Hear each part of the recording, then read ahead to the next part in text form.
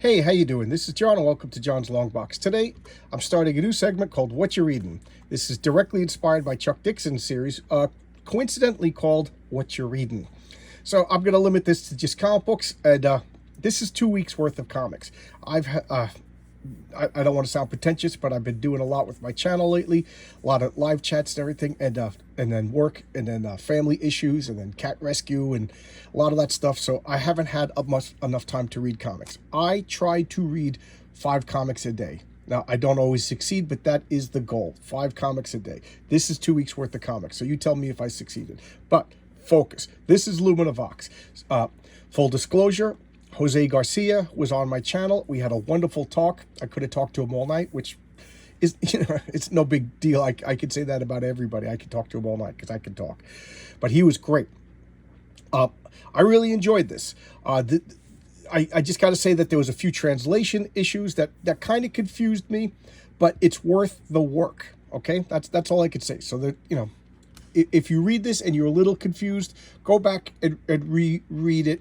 It's worth the work. I can only compare this to Sergio Aragones, and believe me, that's high praise. I love Sergio Aragones. For those of you who don't know, he did Gru the Wanderer. He also did what I used to call as a little child, I used to call the little people, but Sergio Aragones calls them the marginals, the little up in Mad Magazine, out into the gutters.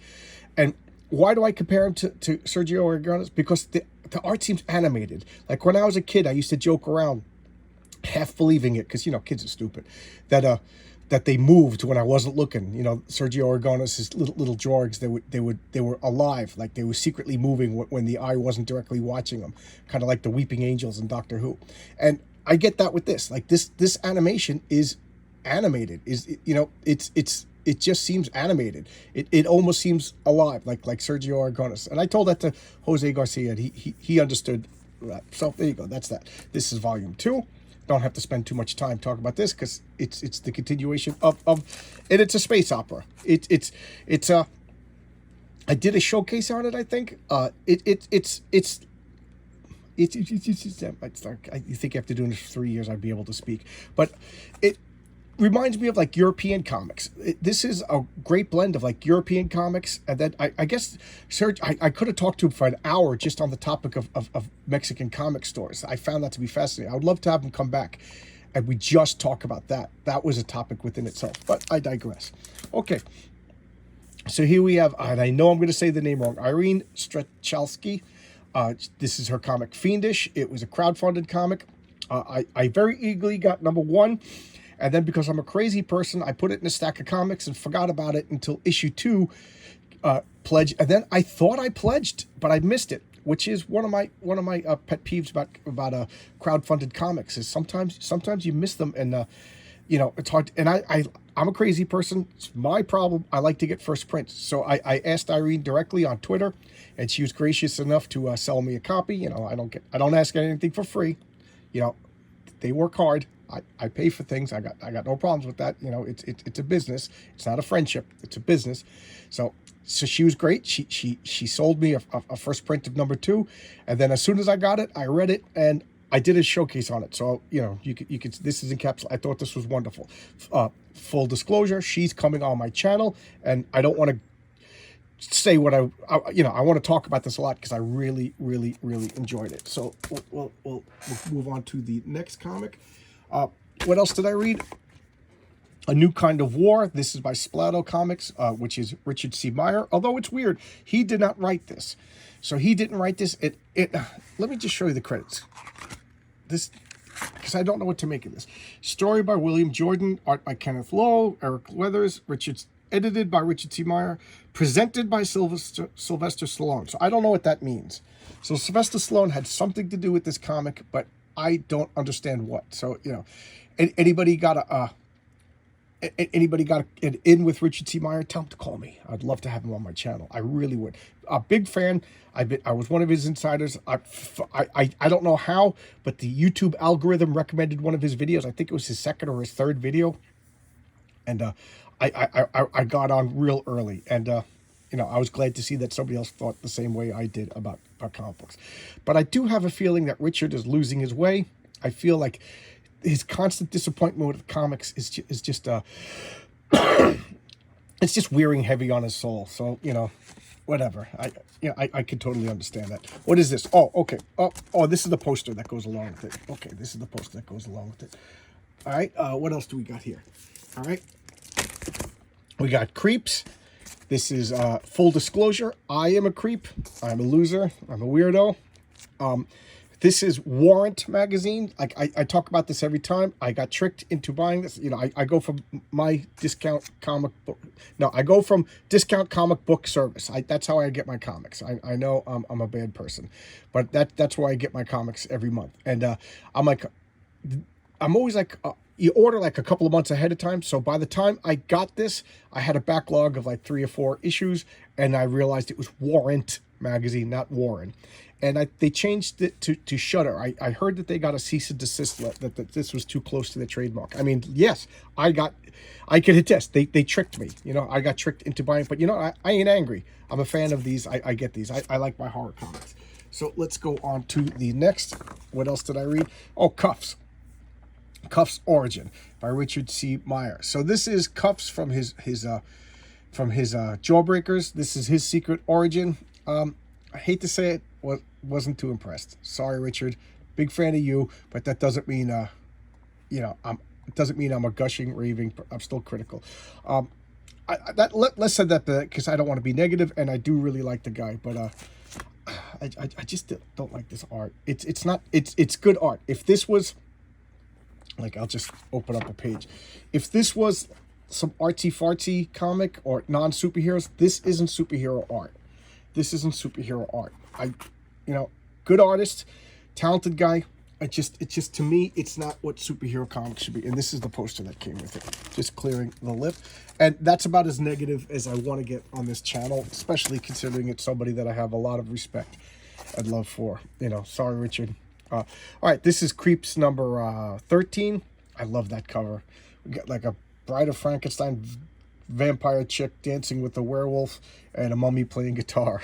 I don't know. It's just, it's funny. And and Corbin does the artwork. Richard Corbin, another legendary artist. It's just fun.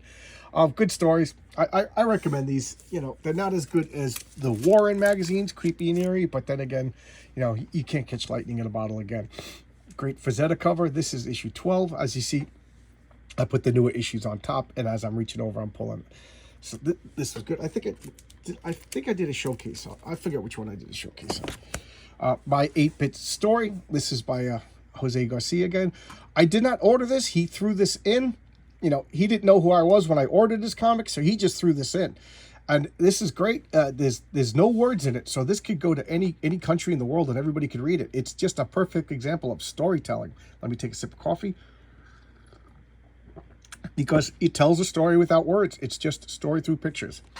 And he has like a lot of Nintendo and video game characters. And I asked him about it. He used to work for these companies, so that's how he was able to get the characters into his comic.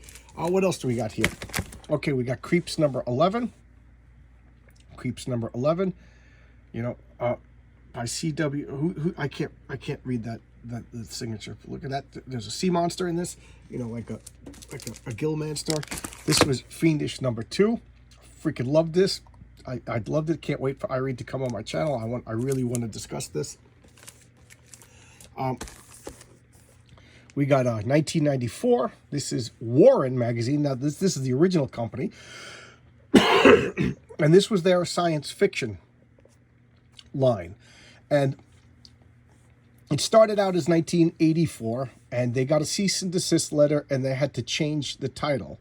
Now, they told in the letters page that 1984 was getting too close, so they wanted to, because it came out in 1974, I think. And they're like, yeah, 1984 is getting too close. For it to be science fiction, we got to push the date back. But it was really because there was some other publication called 1984. And it started out, it was just porn. It was just like borderline porn. It was just like nudity and boobies, and the stories were pretty bad. But it's gotten a lot better to the point now. Like I want to finish off the series. I got extra stuff I want to finish reading. I've grown to like it. I said in one back issue Bonanza that I would never showcase this comic because it was borderline porn, or magazine rather. But you know what? It's gotten better since they changed the title to 1994. Okay. This is Dell Comics. This is not my first Dell Comics. I got Dell Comics Superheroes. It was a 4-issue series. So that's actually my first. But this Dell Comics was like the biggest comic book company in the world for like 20 years. And I know nothing about them because they were kind of gone before my time. And they did this Alexander the Great. And Robert Geronimo of Blood Realms was like, oh, you got to get it. It's Alexander the Great and it's John Buscema. But it's not John Buscema. I forget the guy's name, but it's somebody else. But it's still excellent. I'm still glad I got it. I think, yeah, I did do a showcase on this. This is a lot of fun. I highly recommend it if you could get it. You know, I think there's like one for $5 on eBay right now, but of course I spent more than that. This was Amazing Age number 0. I forget who told me, but I did a showcase early on about the Amazing Age. This was an alternate comic, and I freaking loved it. I just really liked it. But I didn't know that there was an issue 0. So when I did the cataloging, sorry about the coughs. I got a cough. I'm turning into Richard T. Meyer. But when I did a cataloging like collection video, somebody pointed out that you're missing issue 0. So I went on eBay and I picked it up. You know, and it gives like a little bit more of the backstory. I really liked it. I really liked it. And this is the last of this, what you're reading. Sorry about the cough. I was trying to hold it in for. But this is 1994, number 15. What else could I say other than, you know, it's getting better to the point I'm looking forward to reading the next issue. It used to be a chore. It used to just be like, oh, God, I can't believe because I think I bought like 6 issues of 1984 all at once. And I have to read the comics that I buy. So I was like, oh, man, let you know. But now I'm actually looking forward to it. So there you go. This is What You're Reading, my first installment. Let me know if you like this idea for a series. All right, see ya. Bye-bye.